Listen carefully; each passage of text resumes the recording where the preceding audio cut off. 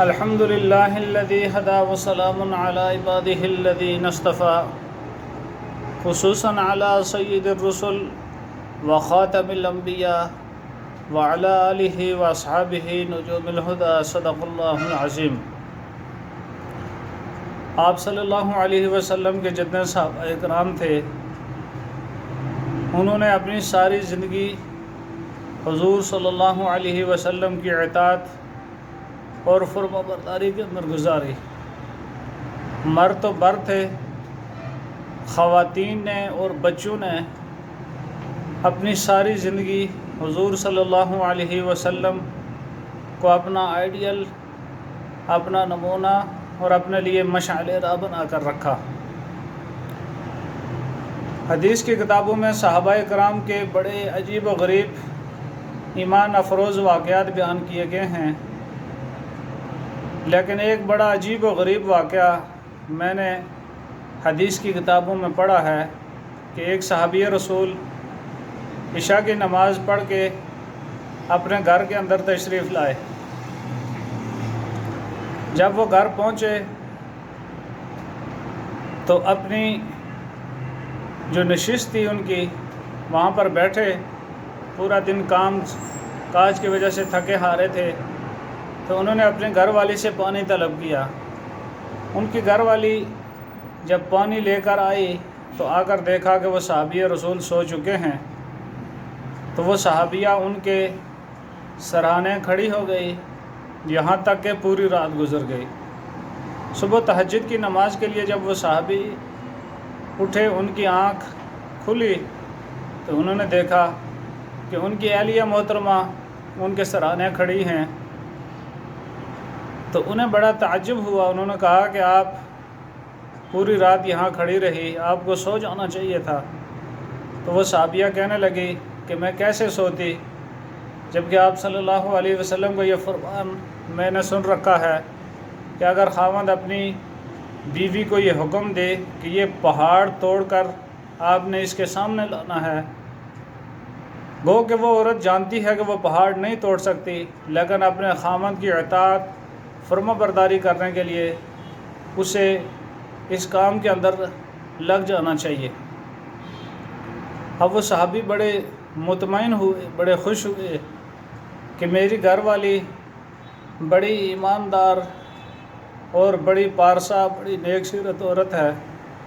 تو خوشی کے عالم میں انہوں نے اپنے گھر والی سے کہا کہ آج میں آپ پر اتنا خوش ہوں کہ آپ جو چیز مجھ سے مانگیں گی تو وہ میں آپ کو دینے کے لیے تیار ہوں۔ وہ صحابیہ کہنے لگی کہ اللہ کا دیا ہوا اور آپ کا لایا ہوا سب کچھ بہت ہے، مجھے کسی چیز کی ضرورت نہیں ہے۔ لیکن وہ اصرار کرنے لگے کہ آپ جو مجھ سے مانگیں میں آپ کو دوں گا۔ صحابی کا اصرار بڑھتا گیا اور عورت کا انکار بڑھتا گیا کہ مجھے کسی چیز کی ضرورت نہیں ہے۔ چنانچہ جب انہوں نے اصرار کیا تو وہ صحابیہ جو ان کی بیوی تھی انہوں نے کہا کہ اگر آپ دینا ہی چاہتے ہیں تو مجھے طلاق دے دیں۔ اب وہ صحابی بڑے پریشان ہوئے، انہوں نے کہا کہ اتنی نیک سیرت عورت، اتنی اطاعت اور فرما برداری کرنے والی بیوی یہ مجھ سے طلاق کا مطالبہ کر رہی ہے۔ تھوڑی دیر پہلے جو ان کی خوشی کی انتہا ہوئی تھی، اب ان الفاظ کے ساتھ ان کے غم کا جو ہے نا غموں کی انتہا ہو گئی، پریشان ہو گئے۔ اس بات پہ جب ان دونوں کا اختلاف ہوا تو کہنے لگے کہ چلو حضور صلی اللہ علیہ وسلم کے پاس چلتے ہیں، جو فیصلہ آپ صلی اللہ علیہ وسلم نے کیا ہم دونوں کو وہ فیصلہ تسلیم کرنا پڑے گا۔ چنانچہ وہ دونوں حضور صلی اللہ علیہ وسلم کی طرف چل پڑے کہ راستے میں وہ صحابی رسول ان کا پاؤں پھسلا، وہ زمین پر گرے اور ان کے پاؤں کے اندر چوٹ لگ گئی۔ وہ صحابیہ جو ان کی بیوی تھی انہوں نے فوراً اپنا دوپٹہ یا چادر جو انہوں نے اپنے اوپر اوڑھ رکھی تھی فوراً اس کو دو ٹکڑے کیا اور صحابی کے پاؤں کے اوپر انہوں نے پٹی کی۔ پٹی کرنے کے بعد کہا کہ اب واپس ہم اپنے گھر چلتے ہیں۔ تو وہ صحابی کہنے لگے کہ گھر تو ایسے نہیں جائیں گے، جب تک کہ حضور صلی اللہ علیہ وسلم کے پاس جا کر ہم اس بات کا فیصلہ نہ کرائیں تو آپ سے مجھے اتنی اگر محبت ہے تو مجھے اس زخم کا ذرا بھی درد نہیں ہے، مجھے دکھ اس بات کا ہے کہ آپ نے مجھ سے طلاق کا مطالبہ کیوں کیا۔ تو اس صحابیہ نے جو الفاظ کہے وہ آب زر سے لکھنے کے قابل ہیں۔ وہ کہنے لگی کہ میری اور آپ کی شادی کو 15 سال کا عرصہ بیت گیا ہے اور آج تک میں نے آپ کو کسی مصیبت کے اندر گرفتار نہیں دیکھا۔ تو میں نے حضور صلی اللہ علیہ وسلم سے سن رکھا ہے کہ اگر کسی شخص کے اوپر کوئی مصیبت، کوئی مشکل، کوئی تنگی تکلیف نہیں آتی تو اس کے ایمان کے اوپر شک ہوتا ہے، تو مجھے آپ کے ایمان کے اوپر شک ہو رہا تھا، لیکن آج جب آپ گرے، آپ کے پاؤں میں چوٹ لگی تو میرا جو شک تھا وہ ختم ہو گیا، اس لیے میں نے فیصلہ کیا ہے کہ میں نے اب آپ سے طلاق نہیں لینی بلکہ اپنی زندگی کا باقی وقت آپ کے ساتھ گزارنا ہے۔ تو یہ تھے صحابہ کرام اور یہ تھی ان کی زندگی کہ انہوں نے اپنی زندگی کا ایک ایک لمحہ، اپنی زندگی کے تمام پہلو وہ حضور صلی اللہ علیہ وسلم کی سیرت طیبہ کے اندر گزارنے کا عہد کیا ہوا تھا۔ تو صحابہ کرام نے اپنی تمام تر زندگی کا جو ایک ایک لمحہ تھا انہوں نے حضور صلی اللہ علیہ وسلم کی سیرت طیبہ کے مطابق اور آپ صلی اللہ علیہ وسلم کی فرامین کی روشنی میں گزارا ہے۔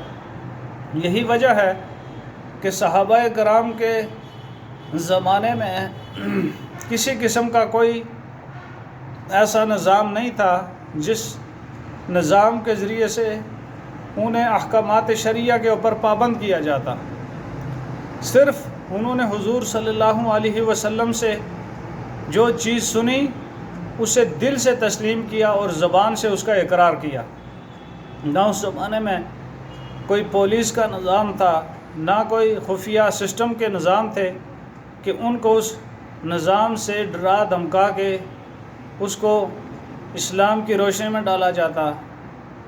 وہ یہ چیز مانتے تھے اور دل سے تسلیم کرتے تھے کہ حضور صلی اللہ علیہ وسلم نے جو کہا، جو فرمایا، یہ سچ ہے، یہ حق ہے، اور اس کو دل و جان سے انہوں نے تسلیم کیا۔ پھر ساری زندگی انہوں نے اپنی اسی کے اوپر گزار دی۔ تو انہوں نے فرمایا کہ قالوا سمعنا واطعنا، جو کچھ ہم نے حضور سے سنا ہم نے اس کی اطاعت اور فرما برداری کو اپنی زندگی کا اہم نصب العین بنایا۔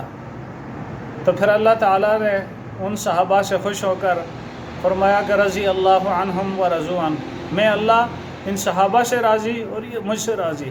پھر اللہ نے فرمایا کہ اولئک کتب فی قلوبہم الایمان، کہ یہ صحابہ میں نے ان کے دل کے اندر ایمان کو لکھ دیا ہے۔ اب دنیا کی لکھی ہوئی تحریریں ختم ہو سکتی ہیں، دنیاوی معاہدات ختم ہو سکتے ہیں، لیکن جس کے دل میں اللہ نے ایمان کو لکھ دیا ہو، دنیا کی کوئی طاقت ان کے دلوں سے ایمان کو نہیں ختم کر سکتی۔ تو صحابہ کرام کا ایمان وہ پہاڑوں سے، پتھروں سے، بڑی بڑی چٹانوں سے زیادہ مضبوط تھا۔ اس لیے اللہ تعالیٰ نے قرآن پاک میں صحابہ کرام کو اپنی جماعت کہا، اولئک حزب اللہ، کہ یہ میری جماعت ہیں۔ پھر ان کے لیے فرمایا کہ اولئک هم المفلحون، یہ سارے کے سارے کامیاب لوگ ہیں، کامران لوگ ہیں۔ اولئک هم الصادقون، یہ سارے کے سارے سچے لوگ ہیں۔ کلا وعد اللہ الحسنى، میں نے ان میں سے ہر ایک کے ساتھ جو وعدہ کیا ہے وہ جنت کا وعدہ کیا ہے۔ تو ہر ایک انسان جو عبادت کرتا ہے، نماز پڑھتا ہے، روزے رکھتا ہے، حج کرتا ہے، شریعت کے جتنے احکامات کے اوپر وہ عمل کرتا ہے، وہ صرف اس لیے کرتا ہے کہ اللہ تعالیٰ مجھ سے راضی ہو جائے۔ لیکن اس کے باوجود بھی کوئی شخص یہ دعویٰ نہیں کر سکتا کہ اللہ مجھ سے راضی ہوا یا نہیں ہوا۔ ساری زندگی عبادتیں کی، ریاضتیں کی، حج کیے، عمرے کیے، قرآن کی تلاوت کی، لیکن کوئی شخص بھی یہ دعویٰ نہیں کر سکتا کہ اللہ مجھ سے راضی ہو گیا۔ لیکن ایک حبشے کا بلال وہ یہ دعویٰ کر سکتا ہے، وہ پورے یقین کے ساتھ کہہ سکتا ہے کہ اللہ تعالیٰ مجھ سے راضی ہو گیا، اس لیے کہ اللہ نے قرآن میں لا ریب کتاب میں یہ اعلان کیا ہے کہ رضی اللہ عنہم ورضوا عنہ، میں صحابہ سے راضی اور صحابہ مجھ سے راضی۔ یہ بہت بڑا اعزاز ہے ورضوان من اللہ اکبر، اللہ کی رضامندی اور اللہ کا جو راضی ہونا ہے یہ سب سے بڑی چیز ہے۔ تو اللہ تعالیٰ سے دعا ہے کہ مجھے اور آپ کو اللہ تعالیٰ قرآن و سنت کے اوپر اپنی زندگیاں گزارنے کی توفیق عطا فرمائے، اور حضور صلی اللہ علیہ وسلم سے اور آپ کے جملہ صحابہ کرام سے سچی عقیدت، سچی محبت نصیب فرمائے۔ وآخر دعوانا ان الحمد للہ رب العالمین۔